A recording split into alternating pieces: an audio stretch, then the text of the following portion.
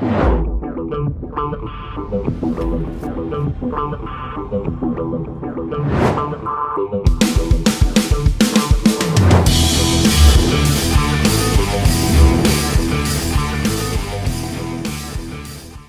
what's happening, my friends? Todd Falcone here. Welcome to toddfalcone.com. Okay, so there's a little bit of confusion sometimes, I think, when it comes to when's the best time to contact somebody on Facebook? When should I reach out to someone and actually talk to them about my business or carry on a conversation with them?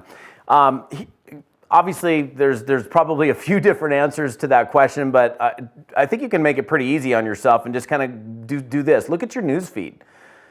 Who is responding to your stuff? Who's liking your stuff? Who's commenting? Who's sharing? Now, if I've got somebody who's sharing my content, that's somebody that I'm going to reach out to for sure. If I've got somebody who is commenting on something that I'm doing, that's certainly somebody that I'm much more likely to reach out to on Facebook Messenger and have a conversation with them and say, hey, I noticed that you commented on my post, or hey, I noticed that you shared my post. I really appreciate it. And it's an opportunity for you to begin a conversation maybe that you haven't yet had. That doesn't mean that's the time and the place to necessarily go pitch them your business, but it is certainly a time to take that, quote, Facebook friend and turn that into more of a real relationship. And it only turns into a real relationship when there is some type of an engagement that takes place. And the first place to do that is certainly Facebook Messenger. A lot of times you don't have their phone numbers, and these are people that you're connected to on Facebook. So how do you actually communicate with them? Well, the only way you can communicate with those people, at least at this point, directly is through Facebook Messenger. So,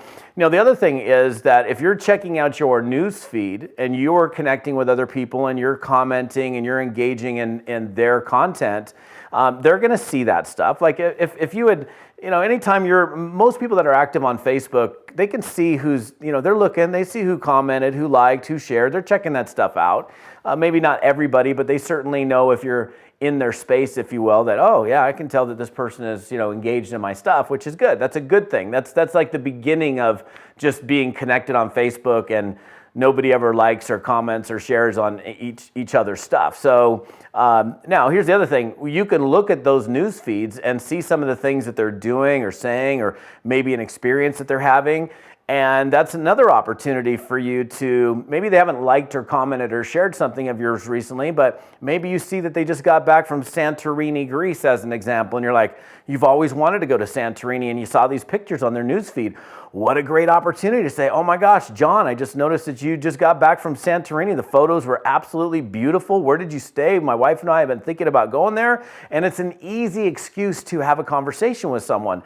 A conversation that you begin just with having a normal chat can ultimately lead to something more significant. Now, again, I wouldn't go into a conversation expecting that I'm going to, get them into my business, but I'm certainly never going to get them into my business until I have a conversation with that person, something that's a real back and forth. So in terms of when is the best time, we can make up an excuse anytime, like to go talk with somebody and engage them in conversation. I would say that if you're involved in any kind of business that involves, expanding your network, and for most of you that are probably watching me that are involved in network marketing, that's what we do, that you make it daily habit, like a part of your daily routine is that you look for opportunities to connect with people through Facebook Messenger. A lot of times, by the way, when I get into a Facebook Messenger conversation, I end up taking that conversation to a phone call. So, because we'll end up going back and forth, and it turns into this kind of lengthier messenger chat, and I'll just fire off my phone number and say, hey, John, my phone number is this, what's yours? I'll give you a call. I'd love to chat with you. And then we can actually have a real conversation.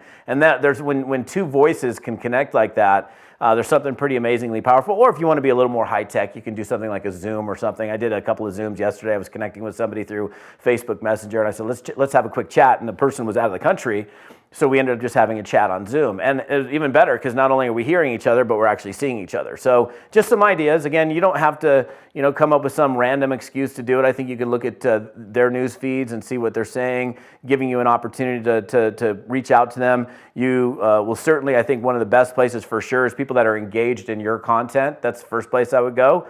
I mean, if you're not reaching out to people that are engaging in your content, that are sharing your content, that are commenting on your content, you're missing out on great opportunities to chat with people that are already feeling a connection with you. So that's it. Love your comments. Keep plugging in. We'll see you on another video. This is Todd Falcone. Thanks for watching.